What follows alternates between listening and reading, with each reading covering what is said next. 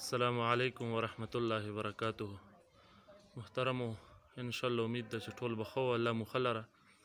لکه څرنګې ما خبره شروع کړې وه چې انشاءالله العزیز د سلسلې صیفي مبارکې مشرانو چې کوم 12 نکات موږ راخالي دي انشاءالله العزیز چې هغې کوم ملګري په اردو باندې نه پوهېږي هغو دپاره یې پښتو کې ساده کې هم ډېر وضاحت نه چې ویډیو ډېره اوږده نه شي.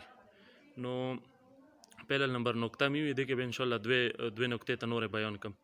نو په آیین کې دومه نمبر نکته دا وه او رښتیا اول خبره دی سره دماغ کې کېدو چې دا 12 نکات چې کوم دي دې نه چې څوک خلاف ورزي کوي کوم صیفي که په هر ځای کې وي اول به دا پوهولی شي. که چېرې بیا نه پوهېدل نو بیا به د سلسلې نه دا بار تصور کېږي.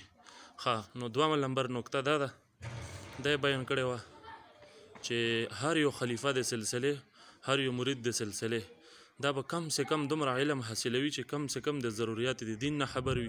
خپل شپه او ورځ چې کوم دا ژوند ده چې دا د شریعت موافق تیرولی شي په کم سے کم دومره علم هر یو خلیفه هر یو مرید کوي. درسونو کې دا شرکت وکړي علماو نه دا زده کړي خامخا به کوي. ده او دریم نمبر چې کوم هغه دا نقطه ده چې بیان کړې وه هغه دا ده چې سالکان چې څومره دي سلسلې علیه صیفي مبارکې سره چې څومره وابستګان دي ټول به د کفر فتوو نه ځان بد ساتي. کفر فتوې به نه لګوي.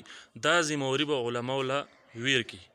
د علماو نه علاوه عوامو له سره دا حق شته نه چې په چا باندې کفر فتوا وکړي هم بغیر د علمه. نو سلسلې صیفي مبارکې چې څومره سالکان دي چې چا سره علم نه وي هغه به د سره په چا باندې کفر فتوا نه کوي او دا د لویو علماو کار ده دا د مشرانو کار ده بل څوک به دا کار نه کوي. والسلام.